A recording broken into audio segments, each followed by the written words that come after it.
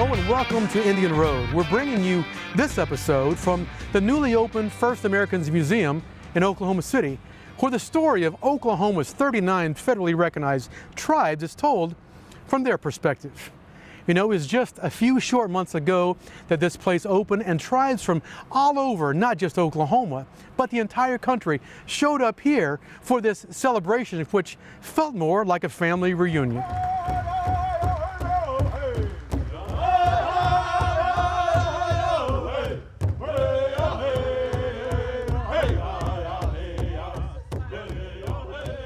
Historically, museums have not been friendly or welcoming places for First Americans. Many museums were and still are extensions of colonization, serving as repositories for the spoils of war and conquest by European nations over indigenous peoples throughout the world. For many Native peoples, museums are reminders of what has been taken and what has been lost. Building the First Americans Museum and cultivating a new organization from the ground up gave us a unique opportunity. We can accomplish something that has never been done on this scale, to take full authority over the content development and interpretation of our First American histories and cultural materials. As First American people, we are reimagining the Colonial Museum and making it our own.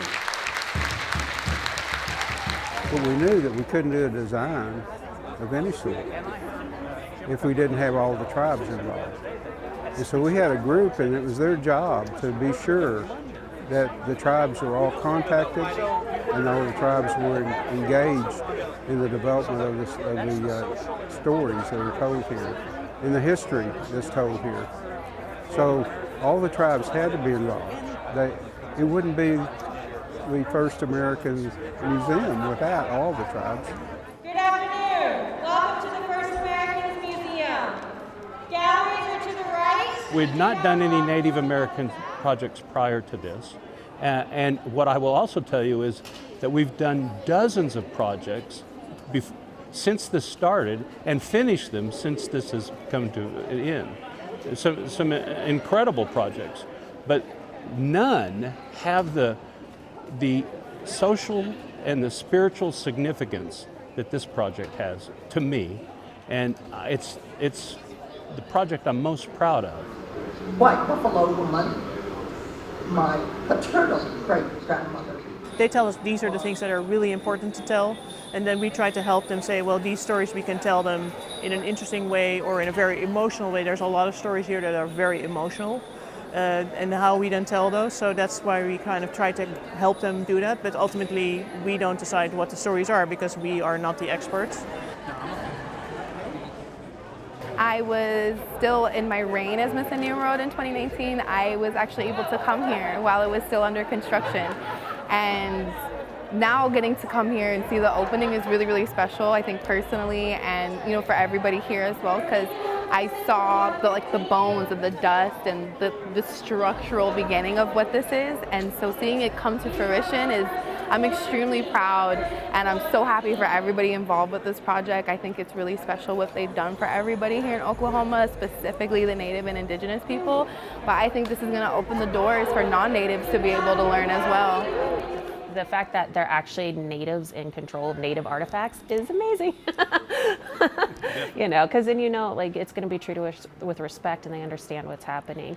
But yeah, I absolutely love that native representations is at an all-time high, and people are like, oh, we're having a moment, and I'm like, no, this isn't a moment. We're kicking down the door so that way we can establish that we're here, we've been here, and we're not going anywhere.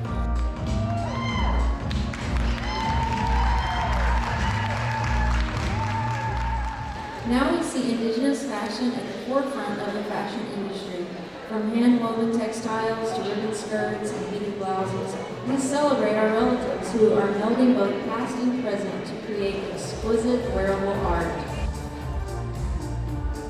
I know it's been in the making for a really long time, and I'm just super happy to see it come to fruition, and for all of the people here that are non-natives to want to come and hear our story and our voices and the way that we choose to tell it really is it's just really heartwarming, and it would make our ancestors very proud.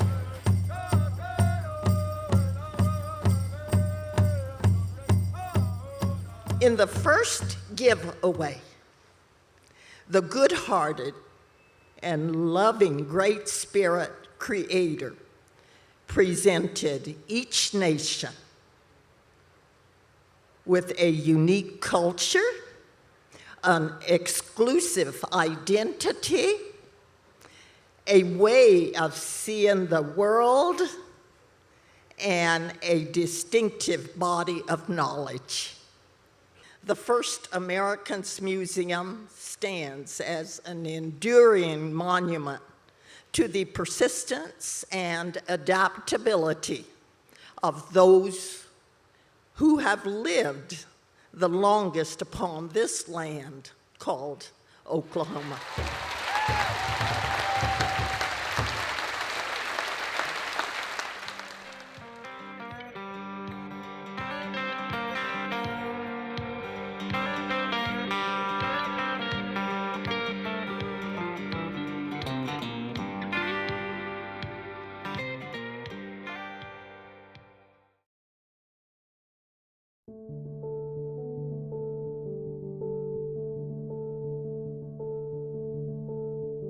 I wear my mask because I don't want anyone to get sick.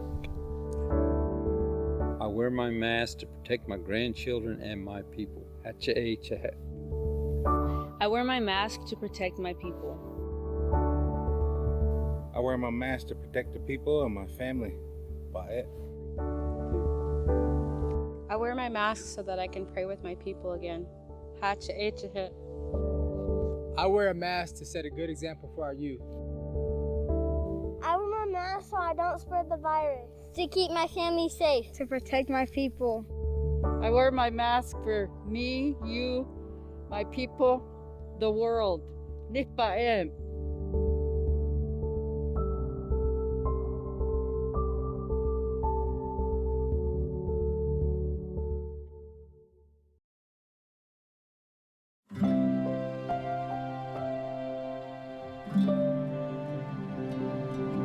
Focus on what you can control, like wearing a mask, frequent hand washing, and social distancing. For more tips, visit coping-19.org.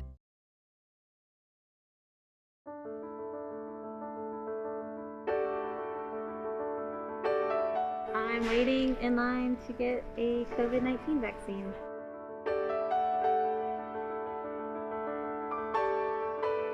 Our goal is to get the shot in arms so that we can prevent the disease and get past this pandemic.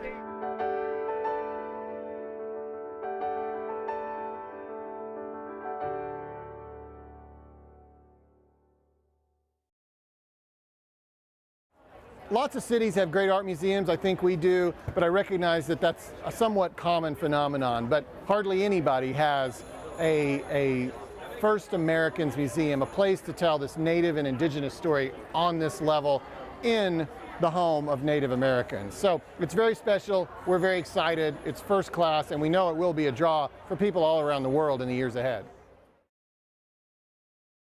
You know, getting this museum all the way from its inception to its grand opening has been about a 25-year process.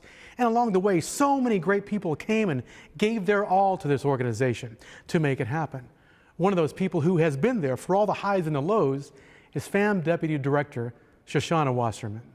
I began October 1st, 2005, and we were planning at that time the November 1st ground blessing ceremony, and everybody was so excited. We thought we would be open in 2007, and lo and behold, all these many, many years later, we just experienced the grand opening, in September of 2021.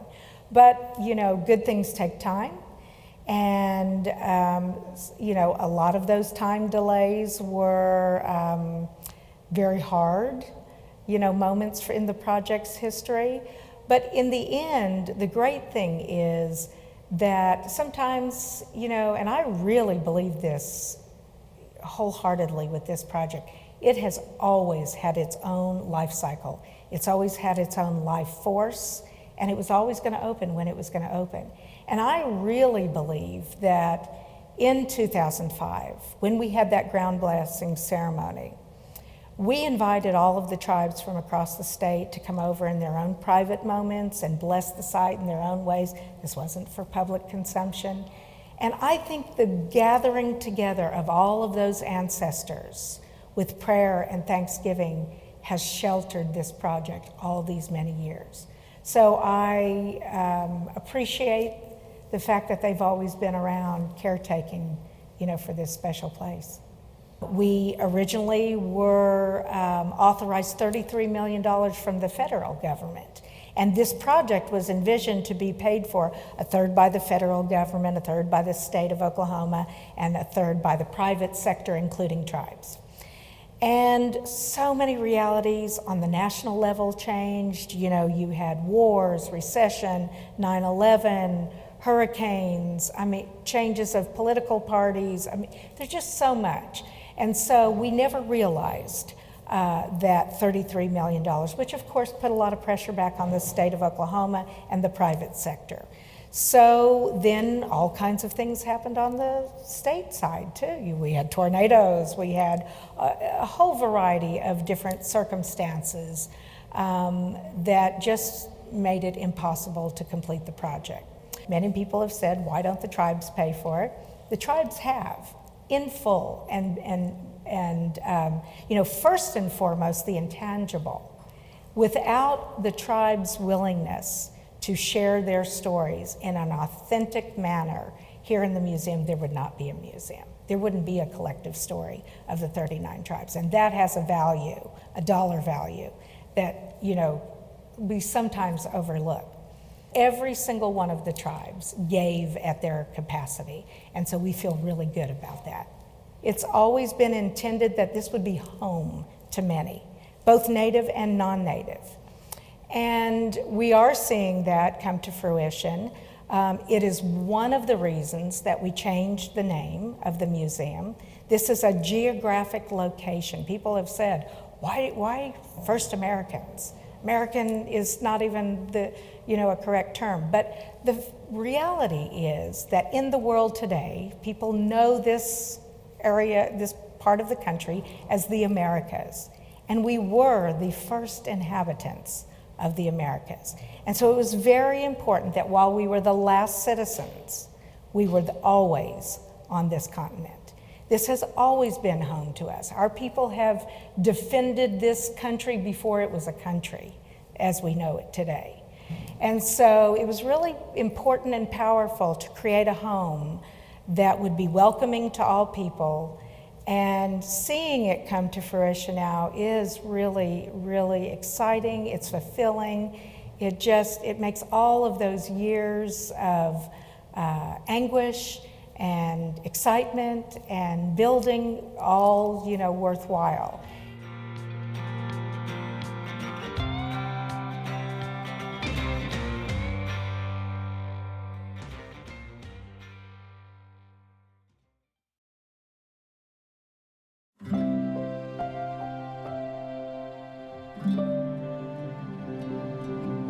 Practicing meditation, mindfulness, or other spiritual practices can help ground you. For more tips, visit coping-19.org.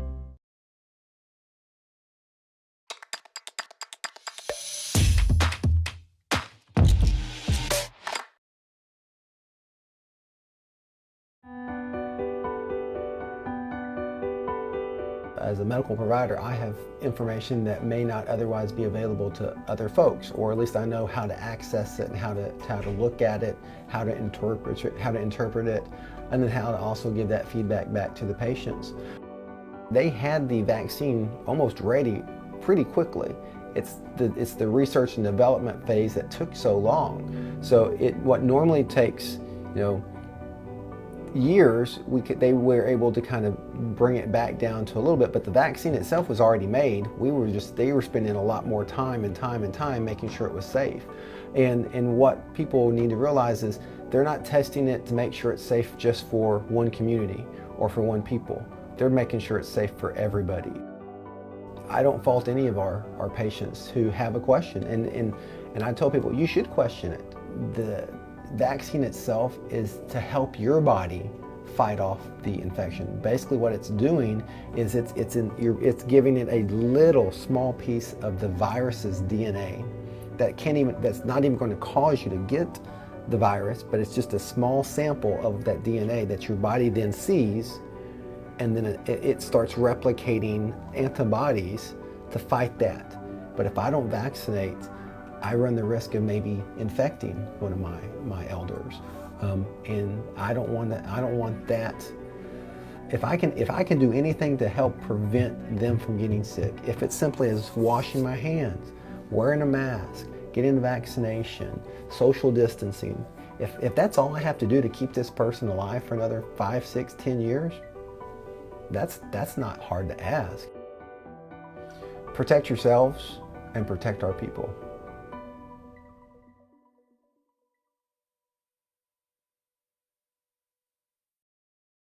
You've seen tonight how the importance of this museum, how tribal leaders feel. I mean, it was a good feeling. I haven't totally been inside to look at all the exhibits or whatever, but to show our history. I mean, they said it earlier that you read in the textbooks, but it never tells you the true story. I'm the cultural ambassador here at the First Americans Museum. Obviously, this is the greatest job ever. I always thought every job I had, I said, this is the best one, this is the best one, but I think I'm done now. This is I've capped out here. It's not going to get better than this. This is the Hall of the Warriors. Now, with Native Americans, it's not just about, being the best at fighting, winning the wars or everything like that. It's about a lifestyle, putting yourself above all for your people, for your lifestyle, for your lands, for everything that you are. And we want people to understand what it is to be a Native warrior. This is kind of the dark part of our history. This is where the word assimilation begins to be used and pushed into our lives. This is where the boarding school era comes in, and all these things just decimated the Native culture. A lot of people, don't like to talk about this, don't like to share this portion of the story, but it really happened. And we want to acknowledge that and to help people to understand, not just, hey, this happened, but we want you to understand, that it did happen. And this was a huge part of us seeing a reason to carry on and to continue on. Now we are, this is the new dawn. This is a new beginning. Our people are now learning that education that of the business, the law that's been used against us so many times. We've got language here.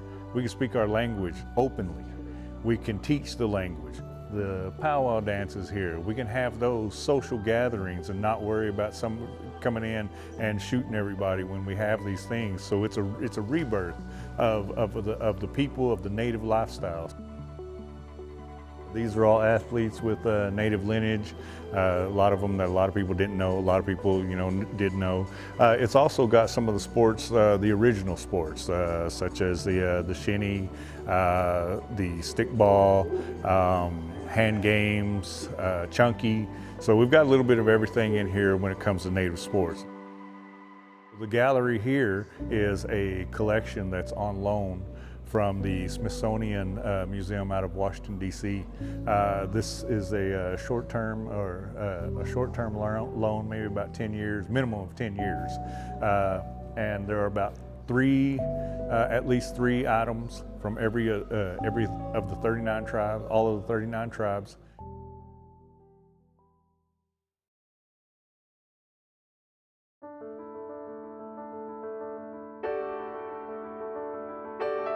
I'm waiting in line to get a COVID-19 vaccine.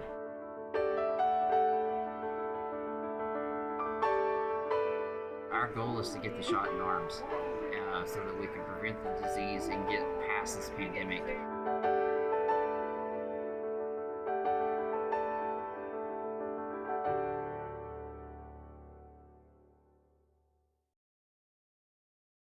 It's all good, baby. Is it really all good? If you love me enough to routinely test your handyman skills, not to mention the strength of your marriage, then of course you'll visit nhtsa.gov/the-right-seat to make sure I'm in the right car seat.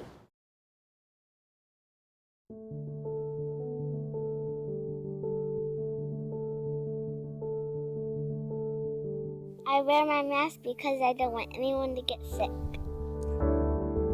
I wear my mask to protect my grandchildren and my people. Hacha. I wear my mask to protect my people. I wear my mask to protect the people and my family. Bye. I wear my mask so that I can pray with my people again. Hacha. I wear a mask to set a good example for our youth. I wear my mask so I don't spread the virus. To keep my family safe. To protect my people. I wear my mask for me, you, my people, the world. Nitpaem.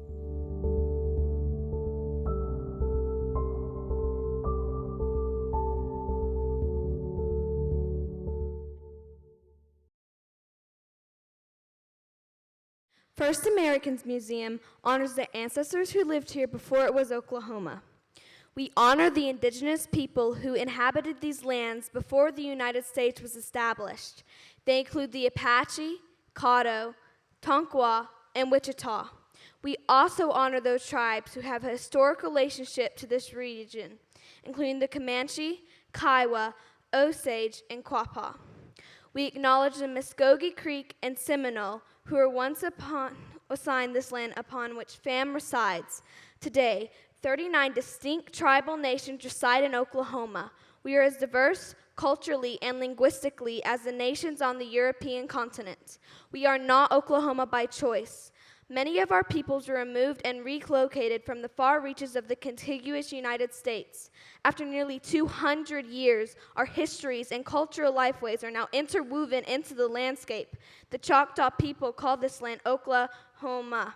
Oklahoma means red people, the place we now call home.